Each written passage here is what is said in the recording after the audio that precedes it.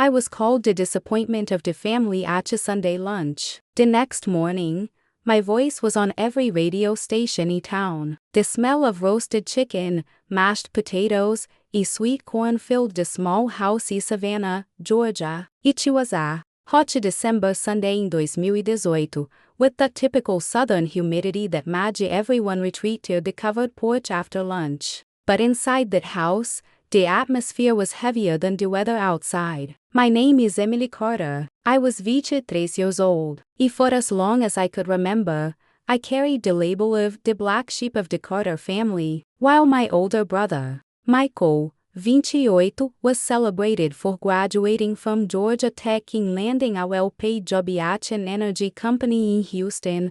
I was the one they thought was lost, aimless, until I stopped dreaming and face reality. Since I was a kid, my world was music. I'd spend hours singing in the bathroom, on the porch, anywhere. My voice had something that made people stop, listen, and feel. But to my family, it was nothing more than noise, a waste of time, and mostly, a way to avoid real life. That Sunday, the dining table was full. My parents, Robert and Susan, my brother Michael and his fiancée Rachel, Aunt Margaret, Uncle Bill, and my cousins Jack and Olivia. The conversation was all about jobs, promotions, and investments. I stirred the mashed potatoes on my plate, trying to disappear. Michael just got promoted to manager, my dad announced proudly. He is making $85,000 a year. Now, everyone clapped, smiling, while Michael gave that condescending grin I knew too well. You,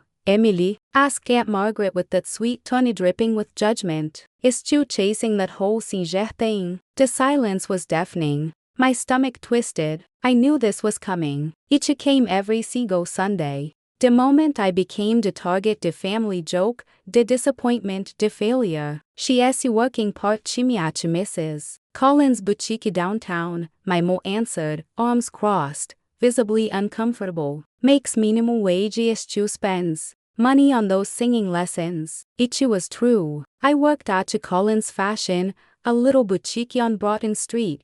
I spent part of my check on voice lessons with Mr. Thompson, a retired musician who once played in Nashville. Emily, my dad said, adjusting his glasses with that firm tone that always put me in my place, you have 23.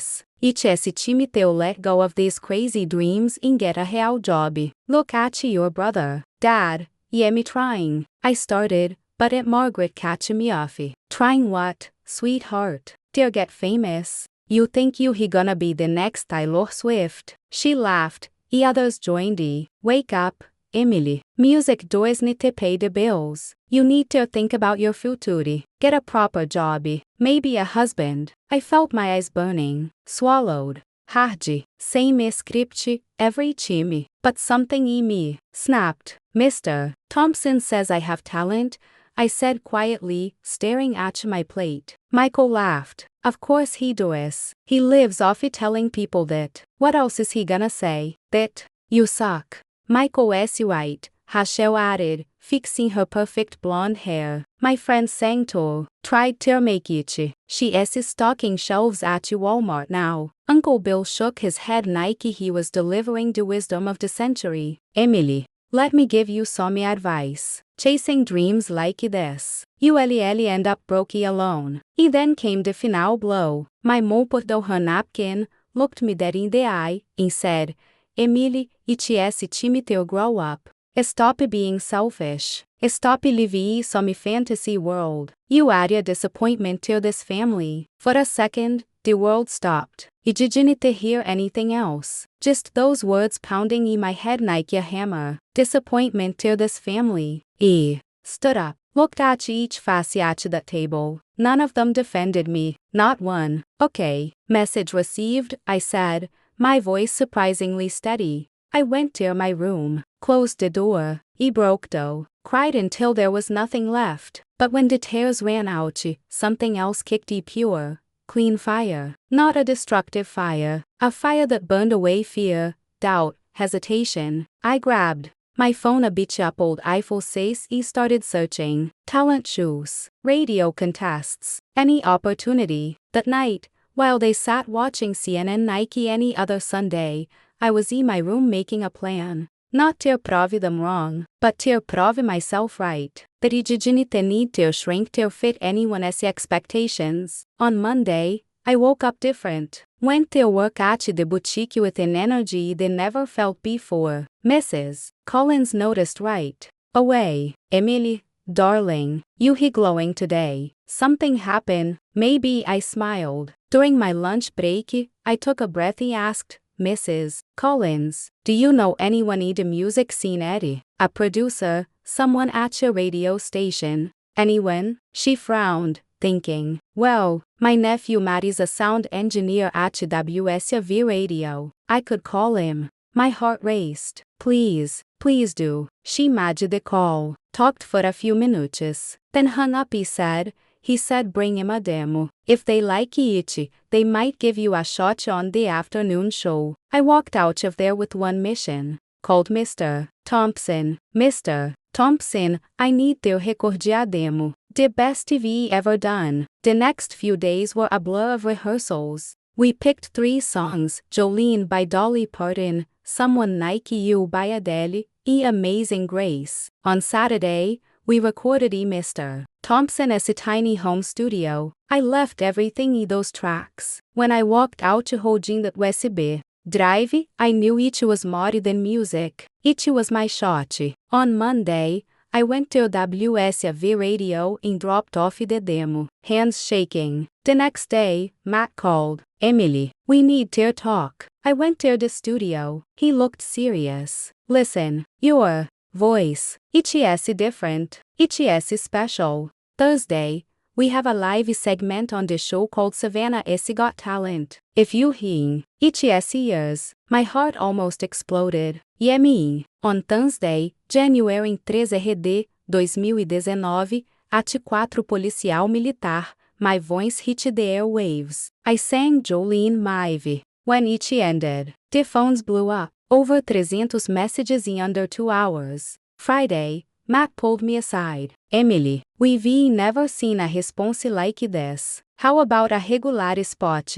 Twice a week. Paid. I said yes before he even finished. In 1 week, I went from the disappointment of the family to a voice. Heard across Savannah, then Georgia, then the rest of the world. Because sometimes, the sweetest revenge is success. My Uncle Bill, who had been quiet until then, finally decided to chime in. Emily, let me give you some advice from someone older. A woman who spends her life chasing impossible dreams ends up broke alone. What you should do is take a technical course, get yourself a stable government job, and build some security. His words hit me like a brick wall. Every sentence felt like a punch to the gut. Every laugh around the table was another public humiliation. But the worst was yet to come. My mother, Susan, the person from whom I expected lovey support, more than anyone else, wiped her mouth with a napkin, looked me straight in the eyes, her brown eyes so much like mine had just stone. Emily, you need to stop being selfish, she said, and every word came out like venom. All you ever think about are your impossible dreams, while your father and I are struggling to support you. You are a disgrace to this family. The world stopped. Literally stopped. The sound of forks clicking on plates vanished. Side conversations died. Even the background noise from the transmissão vertical in the living room seemed to fade. Everyone stared at me, some with pity, others nodding in agreement, but none with outrage at the cruelty that had just been unleashed. Disgrace to this family. The words echoed in my head like a funeral bell. 23 years of life reduced to 4 words, spoken by the person who was supposed to love me unconditionally. I felt a physical pain in my chest, like a giant fist was squeezing my heart. My throat tightened, my vision blurred with tears, and for a moment, I genuinely thought I was going to pass out right there,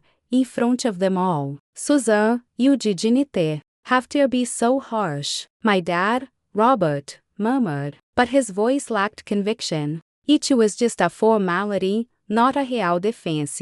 No, Robert, I did have to. My mother snapped, her voice rising, releasing years of bottled-up frustration. Someone had to say it. As long as we don't tell her the truth, she'll keep living. In this fantasy, I stood up slowly, like the world was moving in slow motion. My legs were shaking, but somehow they held me up. I scanned every face around the table. My father avoided my eyes, and Margaret was scrolling on her phone like nothing happened. My brother Michael whispered to his fiancée. My cousins Jackie and Olivia looked uncomfortable but not enough to say a word. "All right," I said, and my voice came out firmer than I expected. Message received. I walked out of the dining room, through the kitchen, where my grandmother, Grandma Betty, 78 years old, was washing dishes. She was the only person in that family who had ever treated me with true kindness. But her hearing was too far gone to have caught what just happened and didn't have the strength to explain.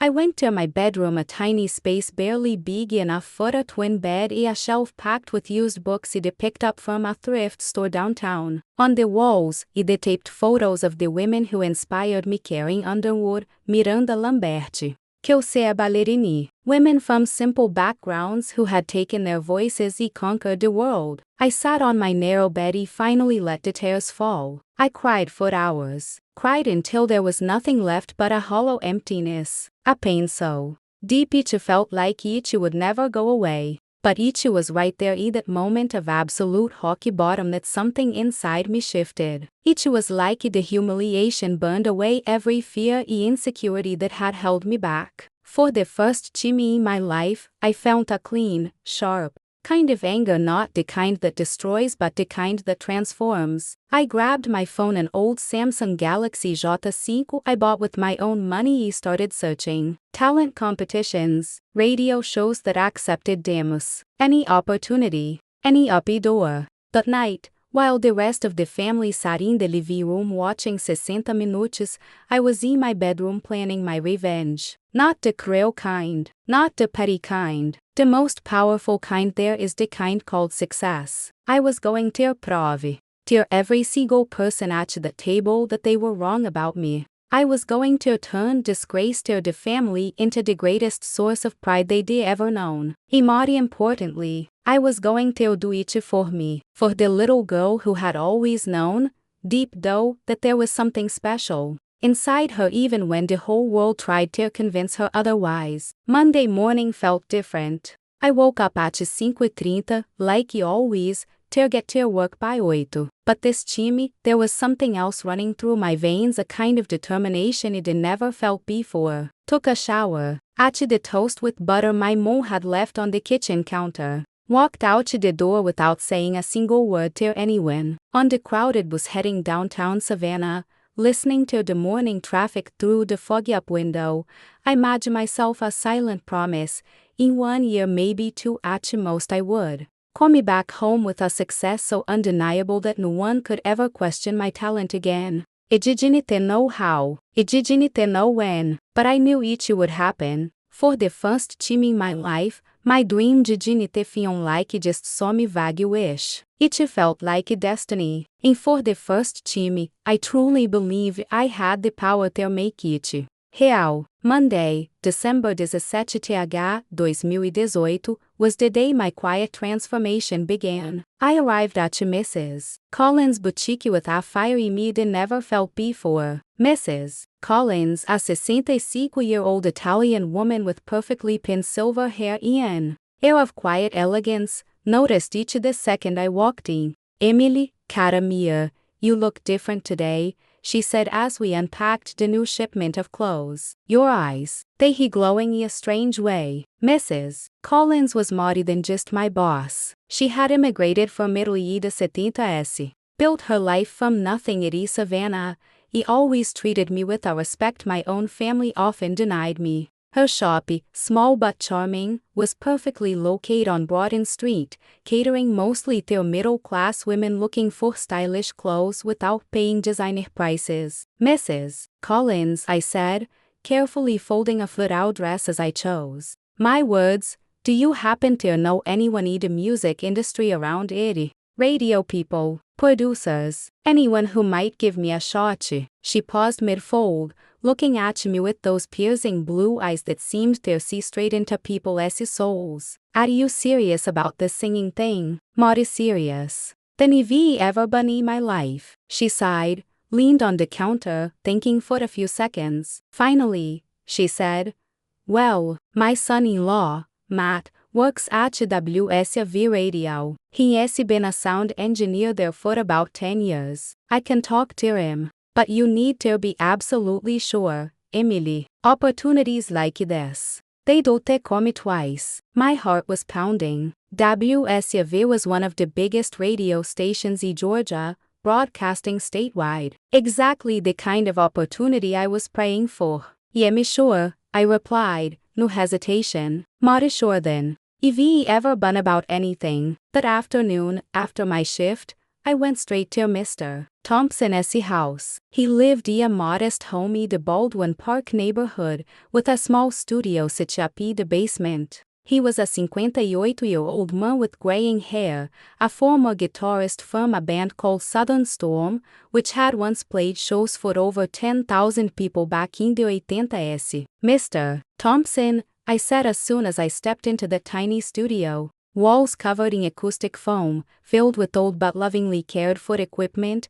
I need to record a demo. The best we can possibly make. He raised an eyebrow. In the 8 months he'd been his student, he'd seen my technical growth, but he'd never seen this urgency in me. This hunger. Something happened? He asked, adjusting a microphone. I told him about the Sunday lunch. About my mother's words. About the opportunity Mrs. Collins had just offered. And as I spoke, the pain of those words resurfaced, but this time, it didn't paralyze me. It fueled me. I get it, Mr. Thompson said after listening quietly. All right. It is the plan. This week, we prep 3 songs. 1 country, 1 pop ballad, and 1 gospel. You gonna show versatility, technique, and soul. Saturday, we record.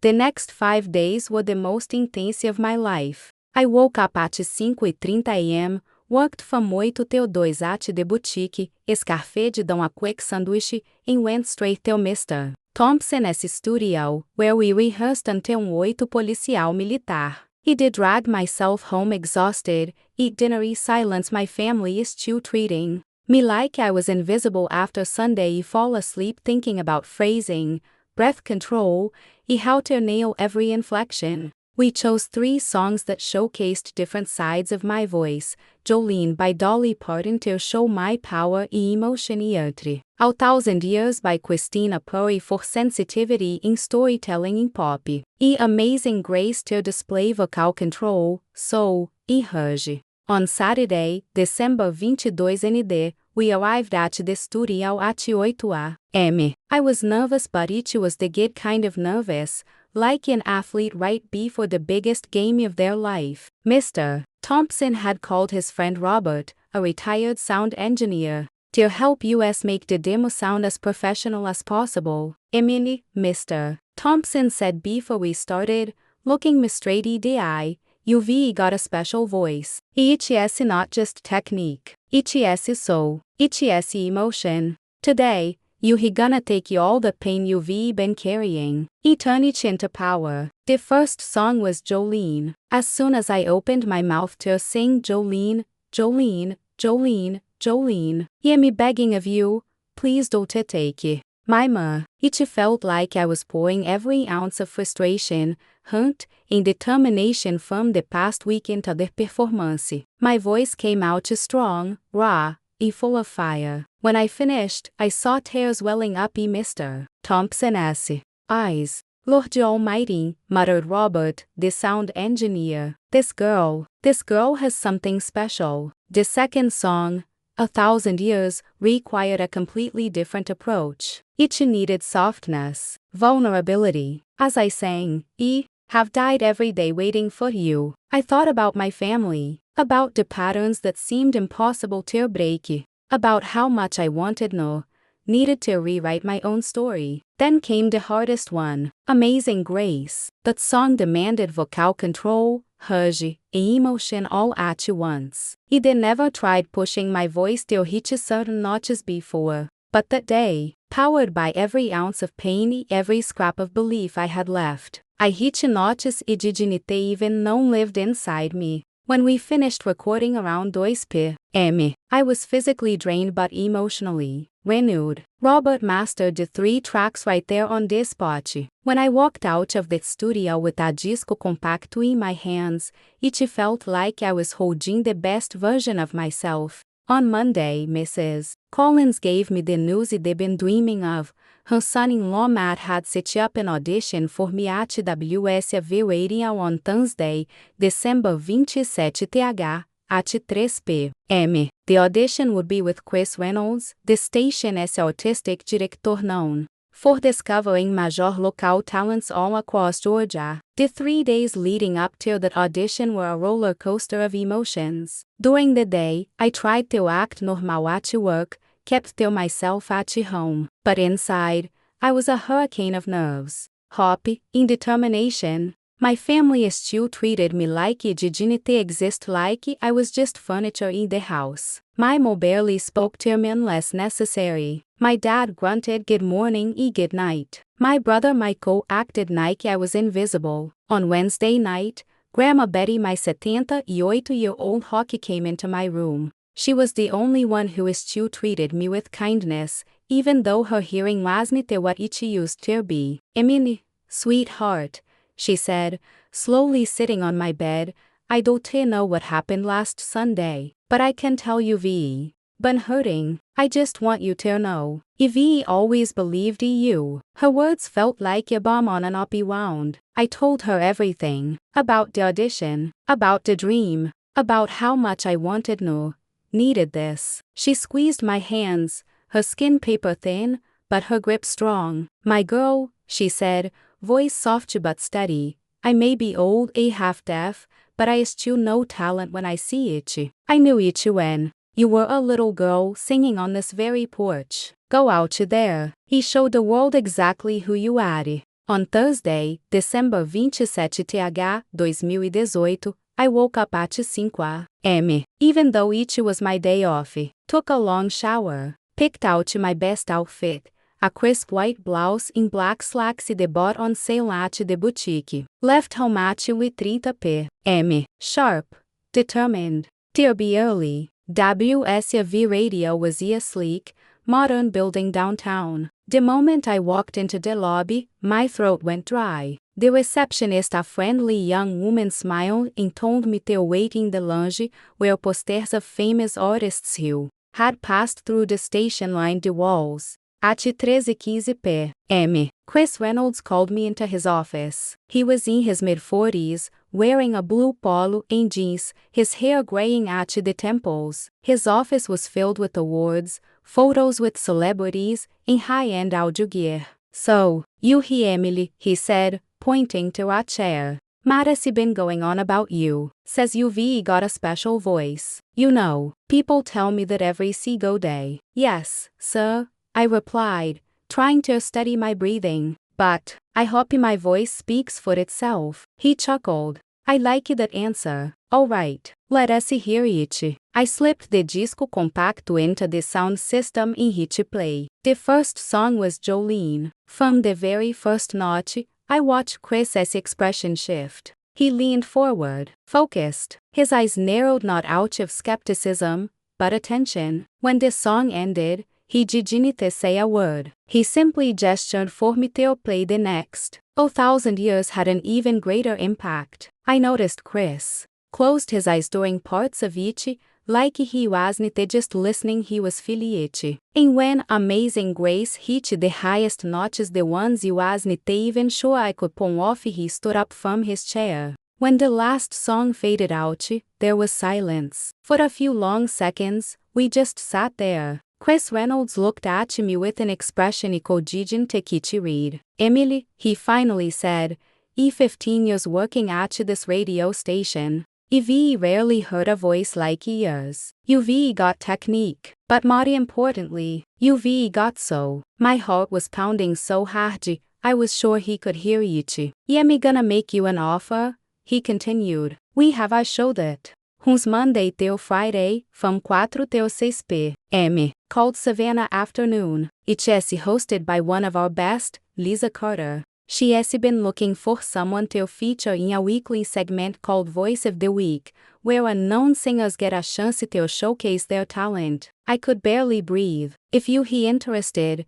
he said, you'd come in every Thursday and perform a song live in the studio. The show reaches around 200 listeners across Georgia. I accept, I blurted out before he could even finish explaining. Chris chuckled. I haven't even told you about the pay. It doesn't matter, I said I meant it. I do it for free. Well, it is not free. When LL pay you $75 per show. If this works out, who knows what else we can build. $75 every Thursday, that was an extra $300 a month. More than my entire paycheck from the boutique. But honestly, the money was the least of it. I was going to have a platform to share my voice with hundreds of thousands of people every single week. Your first show will be next Thursday, January 3rd, Chris said. Lisa Carter will call you tomorrow to go over the details. I walked out of WSUV radio floating, hopped on the bus back home, but this time, the ride felt like it lasted only minutes. My head was spinning with plans, dreams, and possibilities that had felt completely impossible just a week ago. When I got home, my family was in the living room watching Transmissão Vertical. For a second, I thought about telling them, sharing the news, letting them see how wrong they'd been. But then, I remembered those words. Disgrace to this family. No, this was my secret. For now, I went straight to my room, sat on the bed, and for the first time since that awful Sunday lunch, I smiled, truly smiled. In less than a week, I had landed an opportunity that could change my entire life. I grabbed my phone and called Mr. Thompson. Mr. Thompson, I did it, I said as soon as he answered. Did what? The radio audition. It worked. I'm gonna be on a weekly show every Thursday singing live for 200 people. There was silence on the other end, and then his voice, choked with emotion. Emily, I knew you could do it. I knew it since our very first lesson. Now, it has time to work even harder. That night, lying on my bed, staring at the ceiling of my tiny room, I made myself another silent promise. I was going to use this opportunity to grow so much, to rise so high, that no one would ever. Daddy called me the disgrace of this family again. The sweetest revenge was just beginning. A revenge built not on anger or bitterness, but on success. On every notch, every show, every single dream I was about to make real. Thursday, January 3rd, 2019, arrived with one of those heavy southern rainstorms, quick, loud, and cleansing. I woke up at 6 a.m., 2 hours earlier than usual, with a mixture of nerves and excitement pumping through my veins. Today was the day everything would change. I took a long shower, chose my outfit carefully, the same crisp white blouse and black pants I wore for the audition. They were officially my lucky clothes now. Downstairs, the family was in full morning routine. Dad reading the Savannah morning news, Mo prepping lunch, Michael complaining about the traffic on I-95. I'll be home a little late today, I announced casually as I poured myself some coffee into one of the old mugs we had since forever. Why? Mimo asked without even looking up from the frying pan. Got some things to take care of. No one asked what things. No one cared. The indifference from my family had become so thick since that Sunday. It was like I was a ghost living in that house. I left the house at 7:30 a.m. and headed to Mrs. Collins' boutique with an energy I'd never felt before. Every customer I greeted, every shirt I folded, every smile I offered was charged with an anticipation that felt like it was radiating from deep inside me. Og sei diversa, Emily, Mrs. Collins sat around Ozzy, mixing her usual Italian English whenever she got emotional. High energy especially. It is because today is a special day, Mrs. Collins, I replied, arranging the new summer clothes that had just arrived. É vero. Today is your radio debut, she exclaimed, clapping her hands. Matt called me last night. Esse muito emocionado about your performance. The hours dragged until 2 p.m. when I finally left the shop and headed straight for WSV radio. I arrived at 2:30 an hour only, just like Lisa Cora, the host, had asked. Lisa Cora was in her early 40s, short brunette hair, a warm smile, and a voice they heard on the radio for years. She was one of the most respected broadcasters in Savannah, known for her warmth and professionalism. When she welcomed me into the studio, her kindness instantly helped me relax. So you hear Emily, the one Chris can't stop talking about, she said, pulling me into a hug. He said your voice gives people chills. E vi banda inteiro. Hear it. The WSV studio was smaller than I expected, but filled with state-of-the-art equipment. There were 2 booths, one for the hosts and one, fully saúde profede, where I would sing. The walls were covered in black acoustic foam. A big glass panel separated the rooms. Let us do a quick sound check first, Lisa explained, leading me into the recording booth. What song are you doing today? Jolene, by Dolly Parton, I answered, adjusting the headphones she handed me. During the sound check, I sang a few lines while the sound engineer, whose name I learned was Danielle, adjusted the microphone levels. Through the glass, I watched Lisa's professional smile slowly morph into something closer to genuine surprise. My God, Emily, she said through the intercom after I finished. Chris wasn't exaggerating. You really have something. At exactly 4 p.m. Savannah afternoon went live. Lisa opened the show with her signature warm, energetic voice. Good afternoon, Georgia. This is Lisa Carter with another edition of Savannah Afternoon, the show that fills your day with the best music, old and new. Today, we've got a very special debut, our Voice of the Week segment. My heart pounded. From the other side of the glass, Lisa smiled and motioned for me to relax. Emily with Emily Carter, 23 years old, a young talent from right here in Savannah, ready to show you why the future of music looks so bright. Emily, tell our listeners a little bit about yourself. Lisa gave me the signal. I grabbed the microphone with trembling hands. Good afternoon, everyone, I began, doing everything I could to steady my voice. My name is Emily Carter. I'm 23 years old. I work at a clothing store downtown. I've always dreamed of becoming a singer. Today, that dream starts coming true, Lisa said. What song did you choose for your debut? I chose Jolene because it's a song that speaks to your deep emotions. You're not giving up on something you believe in. That means a lot to me right now. Perfect choice. So here we go. Emily Carter performing Jolene live,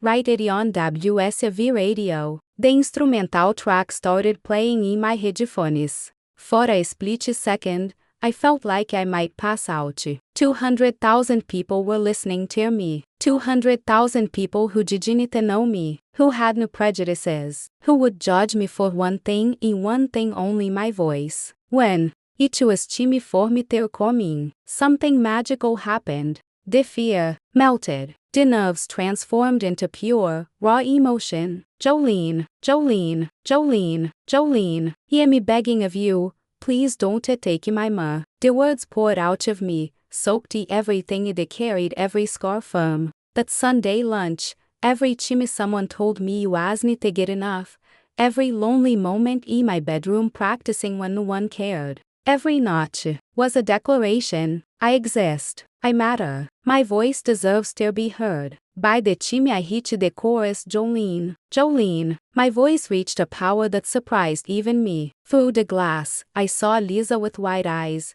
her mouth slightly uppy. Danielle, the sound engineer, was giving me a double thumbs up. The song lasted just over 3 minutes, but they were the most important 3 minutes of my life so far. When I finished, the studio fell silent. A few seconds passed, but each felt like an eternity. Ipsen got goosebumps, Lisa said, coming back on the air. Emily, Carter just blessed us with an absolutely breathtaking performance of Jolene. Folks, if you here listening right now, send us your messages, hit up our socials. I know you felt it just as deeply as I did. In the next few minutes, as Lisa played other songs and chatted with callers, the phones at the station started ringing off the hook.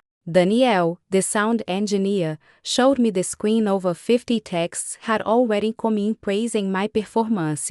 Emily, you crushed it, Lisa said during a commercial break. It has been a long time since we've seen a reaction like this from our listeners. You have something really special. By the time the show ended at 6 p.m., I felt like I had just run a marathon, completely exhausted, but floating on air. Chris Reynolds walked into the studio grinning from ear to ear. Emily, in 2 hours, we got over 200 messages about you, he said, holding up a stack of printouts. There is a record fora. Debut on Voice of the Week. Some of the messages brought me to the verge of tears. This girl has a voice that touches the soul.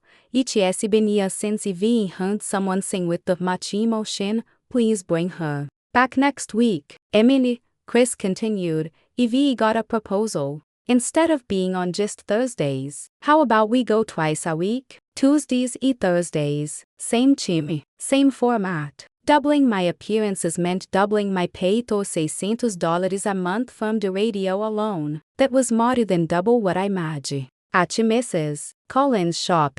But honestly, the money was just the bonus. The real gift was the platform, a stage for my voice, every single week, reaching hundreds of thousands of people. Absolutely. Yummy, I said without hesitation. I left WSV radio walking on clouds, hopped on the bus home with a smile eco-gigant to wipe off my face. The whole ride, I kept wondering if anyone else on that bus had been listening, if they realized that the quiet girl sitting there was the same person who had just made 200 people stop. When I got home around 7:30 p.m., my family was in the TV room watching the evening news. I slipped past them quietly, headed to the kitchen, where Grandma Betty was making her usual chamomile tea. Hey, Grandma, I said, kissing her cheek. Hey, sweetheart, you he glowing tonight. Something did happen. Grandma Betty was always the most intuitive person in the family. Even with her hearing fading, she could sense emotions the rest of them were blind to. Yeah, Grandma, something really good. I told her everything. About the radio show, about the reaction from the listeners, about how Chris had offered to double my appearances. She sat there listening, holding my hands. Her skin paper thin but her grip steady and strong. I always knew, my girl, she said, tears shining in her eyes, always knew you had a special gift. This old lady may be half deaf, but she ain't deaf to music. The following Tuesday, January 8th, I went back for my second show. This time, I performed 1,000 Years. It was a song that demanded more interpretation and less vocal power. And the reaction was even bigger than the first. The weeks that followed became a whirlwind, a beautiful, exhausting whirlwind. I did work at the boutique in the mornings, rehearse with Mr. Thompson in the afternoons, I go live on the radio twice a week. Saturdays were for planning the next week's songs with Mr. Thompson, fine-tuning every notch. Then, something happened in February that I never saw coming. Chris called me into his office. Emily, you've become a phenomenon, he said, flipping his laptop to show me audience graphs. On the days you hear on the air, our ratings jumped 30%. We've never seen anything like this. He paused, sorting through a few papers. We got a proposal, he said, locking eyes with me. One that could change your life for good.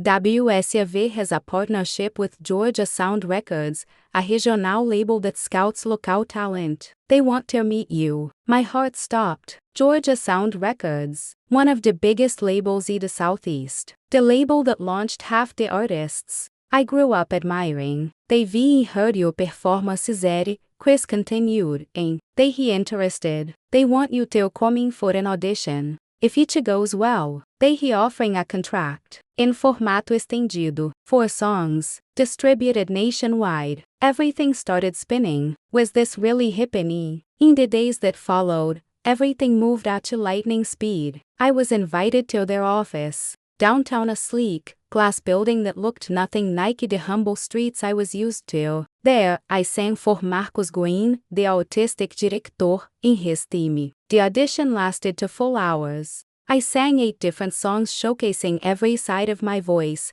range, tone, versatility, soul. E when it was over, Marcos Guin, the autistic director, looked at me and said something that would change my life forever. Emily, we want to offer you a recording contract. I can't promise you LL be famous overnight, but I can promise that we LL give you everything you need to build a real, lasting career in music. The contract included a $5 advance more money than I had ever seen in my entire life, plus royalties from sales, streaming, e radio play. I signed it on February 20th, 2019, exactly 2 months after that infamous Sunday lunch that had shattered me. He set me on this path. When I walked out of the Georgia Sound Records office with the contract in hand, I stood on the sidewalk. He cried out of joy, out of relief, out of sheer disbelief that this was now my reality. I grabbed my phone. He called Mr. Thompson. Mr. Thompson, I did it. I signed with a label. There was silence on the line. And then his voice came through,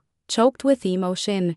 Emily, I am so proud of you. I don't even have words. You deserve this. And so much more. That night, I walked into my house with the contract tucked carefully inside my bag. My family was, as always, sitting in the living room watching transmissão vertical. Same couch, same indifference, same silence. Buddy, I walked upstairs holding a secret. A secret that, soon enough, would become very, very public. It changed everything about how that house functioned. I sat on my bed, staring at the collage on my bedroom wall, cutouts of Carrie Underwood, Kelly Clarkson, Dolly Parton, all the women who had inspired me. I smiled. In just 2 months, I had gone from disgrace to this family, to a signed recording artist. The sweetest revenge was unfolding right in front of me. Built one notch at a time, one radio show at a time, one dream at a time. In the best part, this was just the beginning. March 2019 became a roller coaster of emotions, growth, and transformation. With my contract signed, my life suddenly kicked into a speed I never thought possible. The first $5 advance landed in my bank account on Marshall Street. For the first time in my life, my account had 5 digits. The very first thing I did, paid off every single cent I owed Mr. Thompson for vocal lessons and paid several months ahead. The man who had believed in me when no one else did, deserved to know his faith wasn't misplaced. Emily, you didn't have to, he said, his eyes misty as I handed him the check. I would have waited as long as it took. No, sir, I replied. You invested in me when I was just some girl with a crazy dream. Now, it's my turn to invest in US. The label scheduled my recording sessions to start on March 20th in Nashville. It would be my very first time on an airplane. My first time in Music City. My first time stepping into a professional recording studio. In the meantime, I kept up my radio gigs. My segment on WSUV had become the most anticipated part of the week. Every time Lisa Carter introduced me, each was with the same glowing pride. Alright folks, the moment you've all been waiting for. Emily Carter is back with another breathtaking performance. The listener messages flooded every time. Some were deeply moving.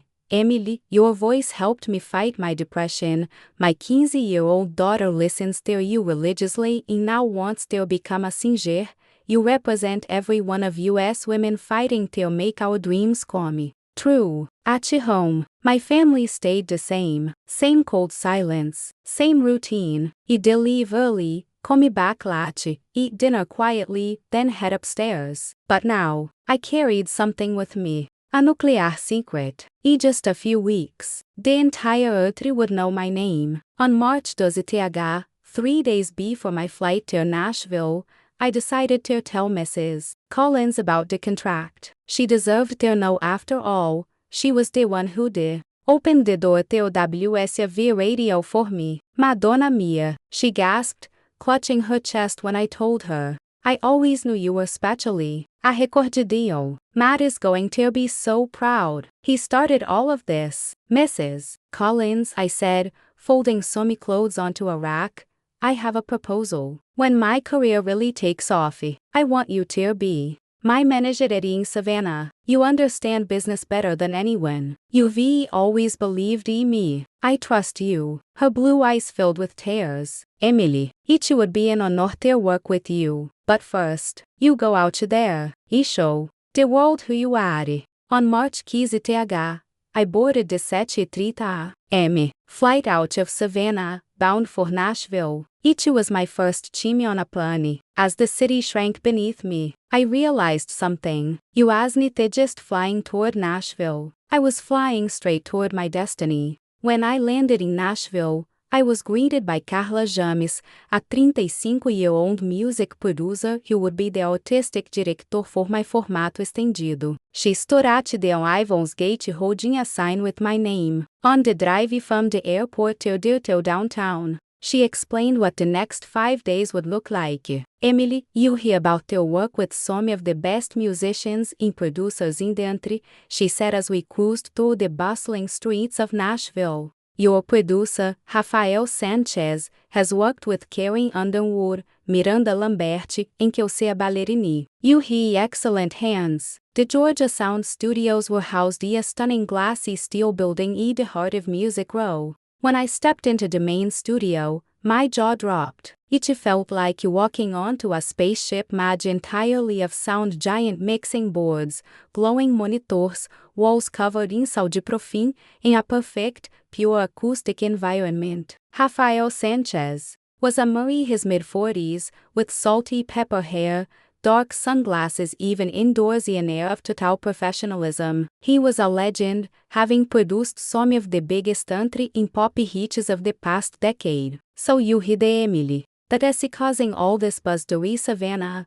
he said, shaking my hand firmly. Let us see if that voice really lives up to the hype. We started with a vocal test to my signature song, Jolene. When I finished, Rafael took off his sunglasses, looked me straight in the eyes with a serious expression he didn't read. He then smiled. Carla, you were right, he said. This girl has something you can teach any conservatory. She has got so. Over the next 5 days, we recorded 4 songs for my formato estendido, Jolene, the definitive version that had become my anthem, Heartbreak Highway, an original written just for me, Tears of Joy, a song about rising from the ashes, and Fighter, a full-on anthem of female empowerment. Each day in the studio was a masterclass in musical professionalism. I was working with musicians who had played alongside the biggest names in the industry. The drummer had toured with Keith Urby. The guitarist had done sessions for Blake Shelton. The keyboardist had played for Taylor Swift in her early days. Emily, Rafael said on the 3rd day, adjusting the levels on the mixing board, you've got a crazy gift. The way you capture emotion in every note. Most technically perfect. Singers can deliver even 10% of the feeling you pour into a song. Then, something happened that would change everything. Marcus Green, the director from Georgia Sound Records, called Rafael with breaking news. Emily, Marcus said over a speakerphone, we just got a call from NBC. They want you on the Today Show. Sunday, April 7th. Nationwide. Live. Audience of over 20 million people. My heart nearly stopped. The Today Show. One of the most watched programs in America. Artists who performed there, their careers exploded overnight. Marcus, are you sure they want Emily? Rafael asked, stunned. Absolutely. They heard her rating our performances to our PR team, and the producer sent the clips to order. Kotibi. Oda loved it. She approved it herself. They want her to perform Jolene. I flew back to Savannah on March 20th with my formato estendido finished. Em a national transmissão vertical appearance locked in. On the flight, staring at the clouds out the window, I didn't stop thinking about how my life had flipped upside down in just 3 months. In the following days, word started to spread. The Savannah Morning News published a front-page story. Local Singer heads to national transmissão vertical. WSV Radio launched a full-on campaign encouraging listeners to tune in. E at home, my family was still clueless. Same routine, same silence. I went up the stairs, at dinner in near silence. Went to my room, and not a single person in that house realized that in 2 weeks, I would be singing live for 20 million people. Then on Friday, April 2nd days before the show, I decided to tell Grandma Betty everything. She was out in the garden watering her flowers when I approached. Grandma, can I tell you a secret? Of course, my girl. What is it going on? I told her everything. About the recording contract, the formato estendido in the Imagine Nashville, and about the Today Show. About how on Sunday, I would be singing live for millions. She listened quietly, tears sliding down her cheeks. Emily, my sweet granddaughter, she said, pulling me into a tight hug. I always knew God had something special planned for you. Each Sunday, when you hear up there, I'll be right there, watching, praying, cheering for you. On Saturday, April 6th, I flew back to New York City, this time not for a studio recording, but for something even bigger. I was headed straight to NBC Studios at Rockefeller Plaza to perform live on the Today Show. At NBC Studios in New York City, I was welcomed by a production team that treated me like a superstar.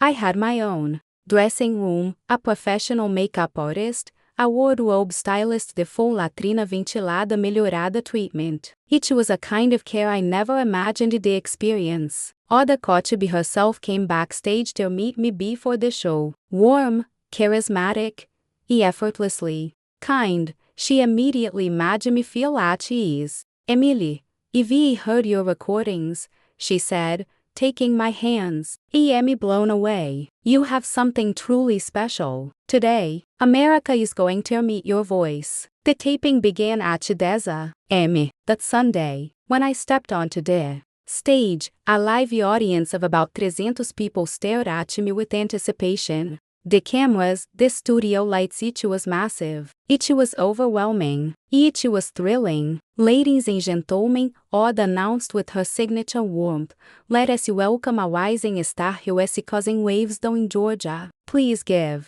it up for Emily Carter, performing Jolene. The instrumental kicked in, and when I opened my mouth, something magical happened. Every moment of preparation, every humiliation, every late night spent chasing this dream, it all poured into those 3.5 minutes of music. I sang for my family, the ones who never believed in me. I sang for Grandma Betty, who always did. I sang for Mr. Thompson, who invested his chimney faith into me. I sang for Mrs. Collins, who gave me my first break. I sang for every radio listener who cheered me on. But most importantly, I sang for the 23-year-old girl who had once been called the shame of the family over a Sunday lunch, and who had decided to turn the pain into the fuel that would carry her all the way to the top. When the song ended, the audience erupted. People stood, people clapped, people cried. I saw genuine smiles, tears, and faces full of awe. Oda walked back over to me with tears welling in her own eyes. America,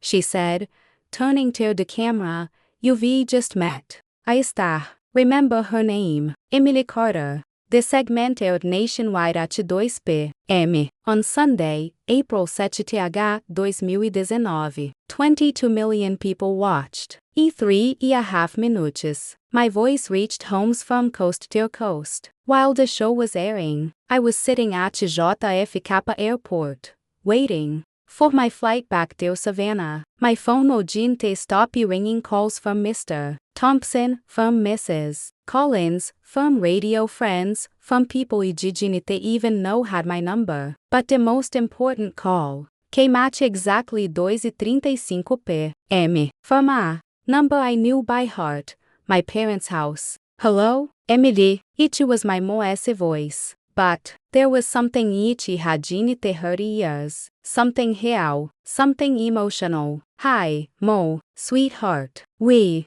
just watched you on transmissão vertical. Silence. I could hear voices in the background. The transmissão vertical is still on. People moving, talking. Emily. My Mo's voice cracked, heavy with emotion. I need to ask your forgiveness. For every time I didn't believe in you. For every cruel word I ever said. For calling you those awful things. Tears streamed down my face, right there, in the middle of a crowded airport. Sweetheart, you added the greatest pride this family has ever had. You always were. I was just too blind to see it. Mo, I could barely speak. We already. Me, your dad, your brother, even the neighbors came over to watch. Everyone is crying. Sweetheart, we also, so proud of you. When the call ended, I just sat there, crying tears of relief, of forgiveness, of healing. The girl who had walked out of that house 3 months ago, broken, humiliated, was now returning as the artist that all of America had just met. I cheered for. My flight was delayed, so I didn't get home until around 10 p.m. But when I opened the front door, there they were, all of them. My dad, my Mo, my brother Ryan, Aunt Connie, Uncle Tony, my cousins Mark and Julie, right in the middle, Grandma Betty. The moment they saw me, they all stood up. My dad was the first to speak. Emily, I've always been proud of you. I just didn't know how to show it. Ryan stepped forward, eyes brimming with tears. Sis, forgive me. For every time I mocked your dreams. I saw today, you bigger than any of us ever imagined. Aunt Connie, the same woman who once asked if I thought I was gonna be the next Carrie Underwood, grabbed me a hug. Emily, you better than Carrie Underwood. You one of a kind. But it was my Mo's hug that sealed it. She held me like she had it since I was a child. She whispered into my ear, my daughter, you were never the shame of this family. You have always been our greatest glory. I was just too blind to see it. That night, sitting at the same dining table where just 3 months earlier I had been humiliated, my family really listened as I told them everything. About the radio audition, about the record deal, about the recordings in Los Angeles, about the plans for the future. Emily, my dad said, looking straight into my eyes, from now on, this family will support you in everything. We your family. Family protects family. In the weeks that followed, my life completely turned upside down. My formato estendido, Evidences, was released nationwide and climbed the charts. I started getting invitations for shows all over the country, sponsorship deals, interviews for magazines, podcasts, and transmissão vertical programs. 6 months after my appearance on the Today Show, in October 2019, I received the phone call that would crown my ultimate emotional redemption, an invitation to become a judge on The Voice USA, the biggest musical talent show in the country. On the day of my first recording as a judge, I wore a custom-made royal blue gown designed by one of the most famous designers in New York, shoes that cost more than I used to make in an entire month, in jewelry loaned to me by one of the top jewelry houses in the world. When I walked into that massive studio, with high-definition cameras pointed at me and a multi-million-dollar production buzzing around, my mind flashed back to that 23-year-old girl, the one who had once been called the shame of the family. Over a Sunday lunch, that girl had transformed into a woman with the power to change the lives of other artists. With just the press of a button, the same voice that had once been mocked and dismissed was now a national reference, capable of recognizing, nurturing, and elevating new talent. As the opening credits rolled, the announcer's voice echoed, Emily.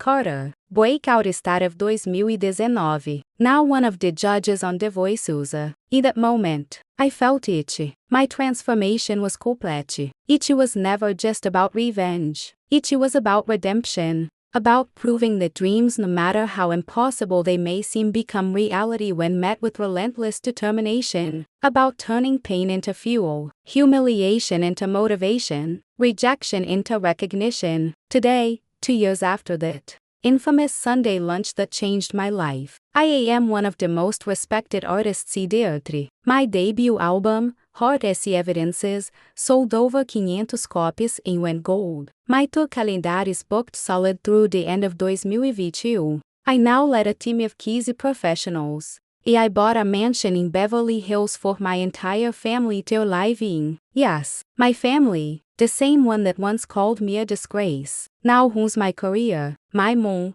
Mary Carter, became my personal manager till everyone else's surprise discovered a natural talent for business. My dad, Doug Carter, quit his job to oversee my finances and investments. My brother Ryan left engineering to become my artistic director, using his technical background to handle the digital and technological aspects of the music industry. But the most beautiful transformation was that of Grandma Betty. At 80 years old, she became a sort of mascot for my career, appearing in my music videos and at major events. Her toothy grin and wise words captured the hearts of America. She often says in interviews, "I always knew my granddaughter was special. I was just waiting for the world to figure it out."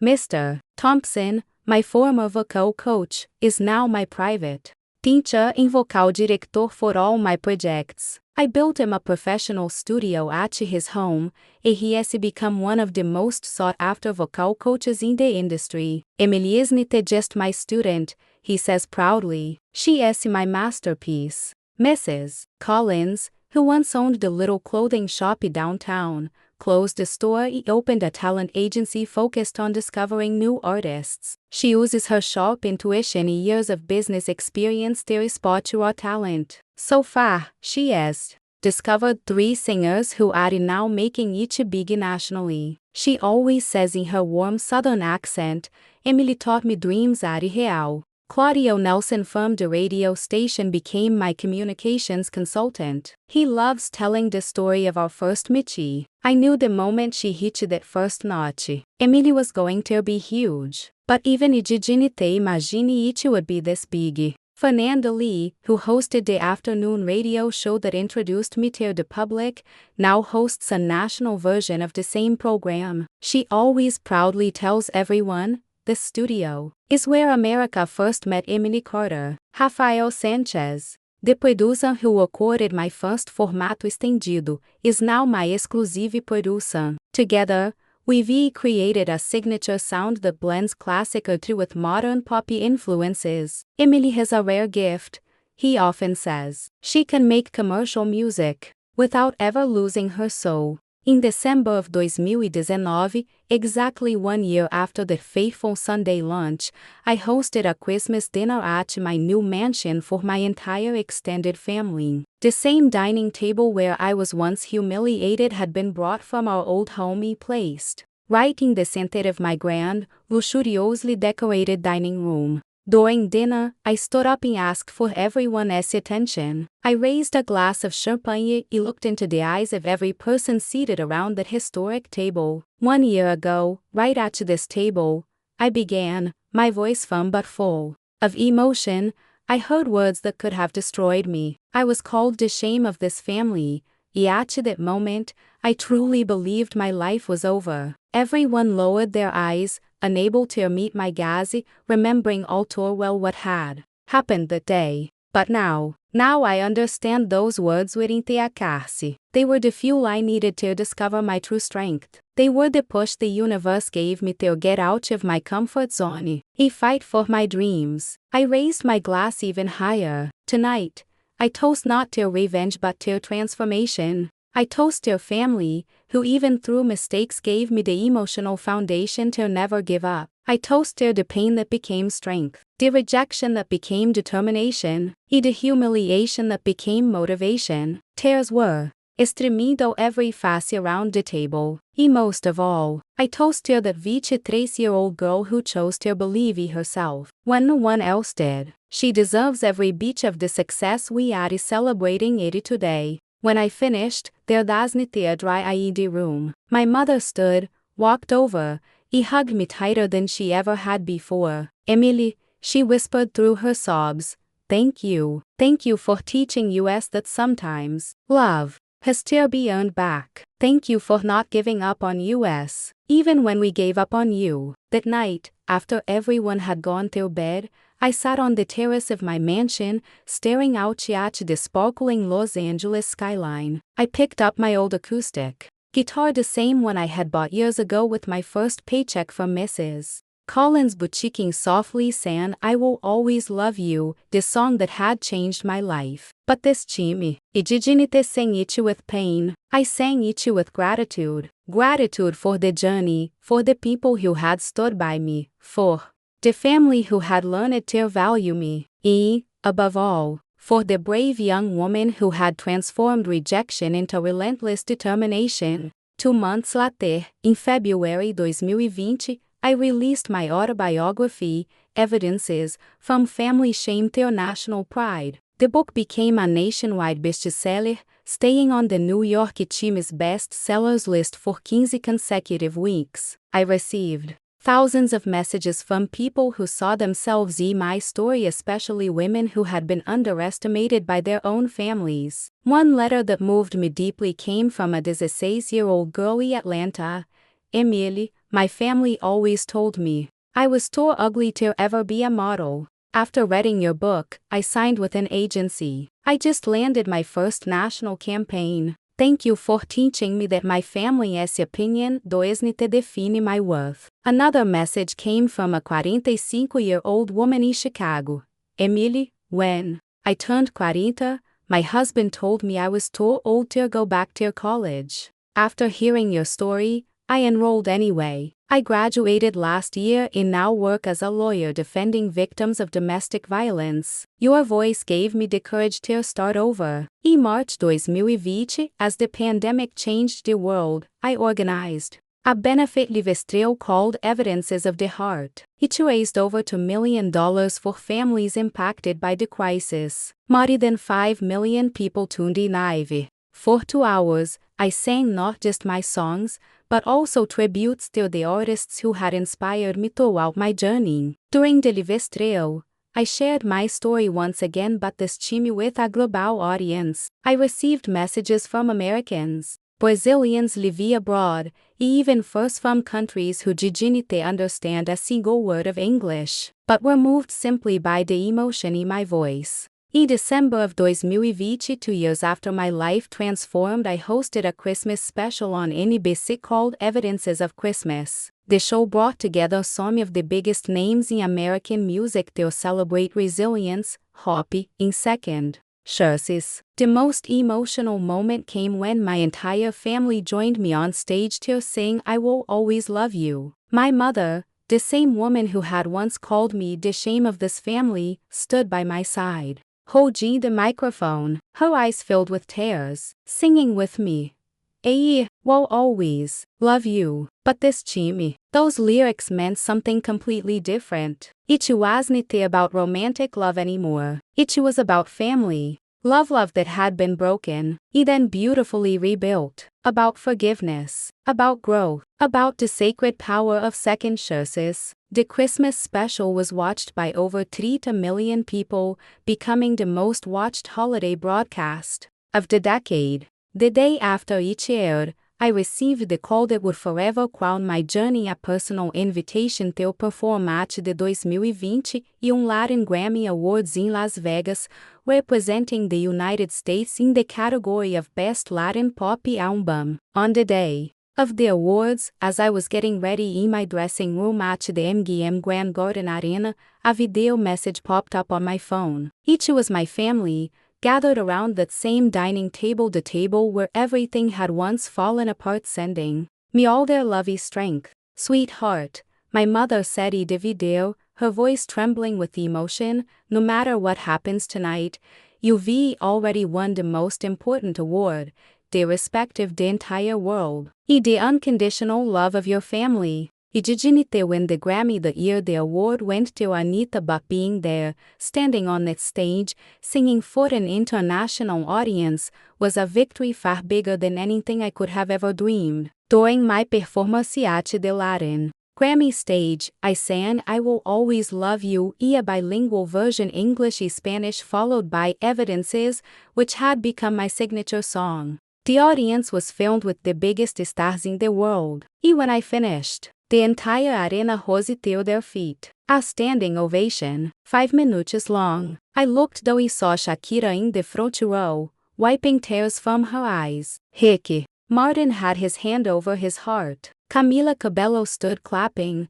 mouthing the words "You are incredible." Backstage, everything changed. Producers from the US, Europe, and Latin America lined up to talk to me. I received invitations for global tours, collaborations with international artists, and major recordings. But the invitation that moved me the most came from a global non-profit organization that works with at-risk youth around the world. They asked me to become their international ambassador, using my story to inspire teenagers fighting against poverty, discrimination, and despair. Emily, the organization's director, told me, "Your story proves that it doesn't matter where you come from. It doesn't matter what others say about you. What matters is what you believe about yourself." I accepted without hesitation. Today, beyond being a singer, I am an international advocate for the power of dreams and self-belief. I travel the world speaking to young people in shelters, community centers, refugee camps, and schools. And every speech ends the same way: never. Never let anyone define who you are or what you are capable of, not even your family. Sometimes, the people we love the most are the ones who believe in you as the least, not because they are cruel, but because they are afraid. Turn that fear into fuel, turn doubt into determination, and turn pain into power. Today at 26 years old, when I look back, my life feels like a movie script written in Hollywood, but every tear, every humiliation, every lonely night was real. It was necessary to become the woman I am now. The girl who was once called the shame of the family during Sunday lunch is now the woman whose voice wakes up millions every morning on radios around the world. The same voice that was once silenced by cruelty is now amplified by the gratitude of millions who found in my music the soundtrack of their own survival. And the most beautiful part is that the same family who once rejected me is now my biggest source of love and strength. They learned that sometimes you almost have to lose someone to realize how priceless they truly are. Every night, before I fall asleep, I whisper a prayer of gratitude. I thank the pain for teaching me to be strong. I thank the rejection for teaching me to be independent. I thank the humiliation for teaching me humility. I thank the loneliness for teaching me to love myself when no one else did. Because in the end, this is the greatest evidence of all.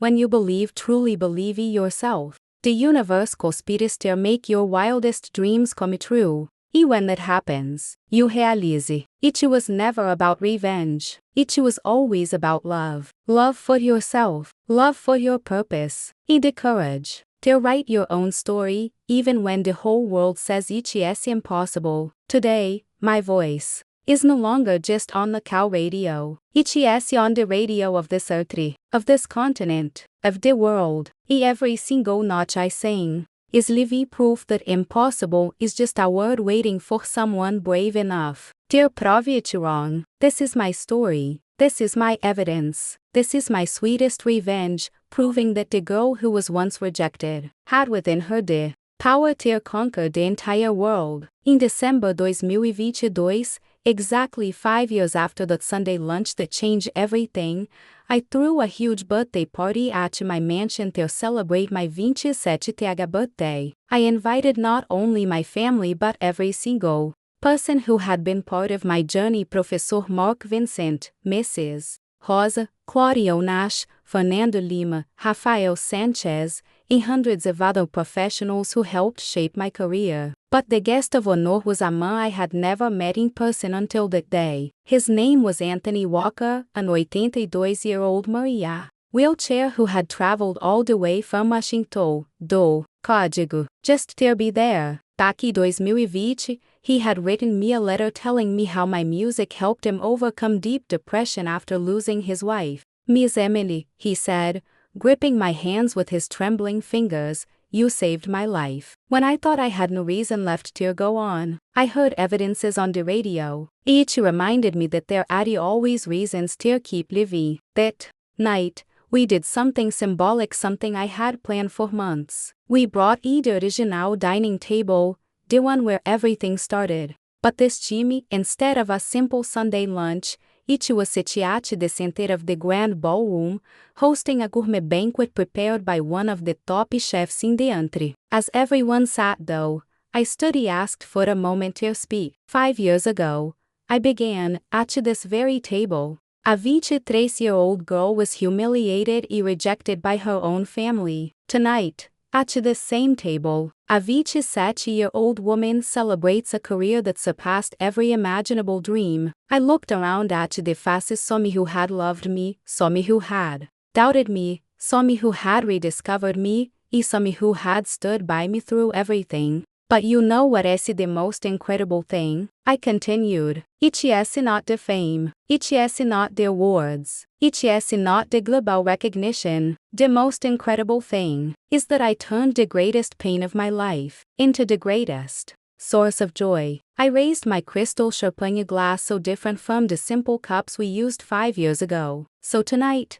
I make this toast to this table that once gathered USC pain. He now gathers USC joy. To this family, who taught me that sometimes, true love has to be fought for. And to the dreams that once seemed impossible. He had now the living evidence that anything is possible, when you refuse to give up on yourself. As everyone raised their glasses, the sound of crystal clicky echoed through the room like a symphony of redemption. In that moment, I realized my journey had come full circle, not because of the success, not because of the fame, but because I had achieved something far more valuable. The inner peace that comes when you turn your greatest weakness into your greatest strength. And so, the girl who was once called the shame of the family became the woman whose voice now wakes up America every morning, reminding everyone that no matter how dark the night may seem, there is always evidence that a new day is rising, because sometimes, the most powerful evidence of what we are capable of only appears when we are forced to believe in ourselves, against all odds. And when that happens, we discover we were always so much greater than anyone, including ourselves, ever imagined we could be.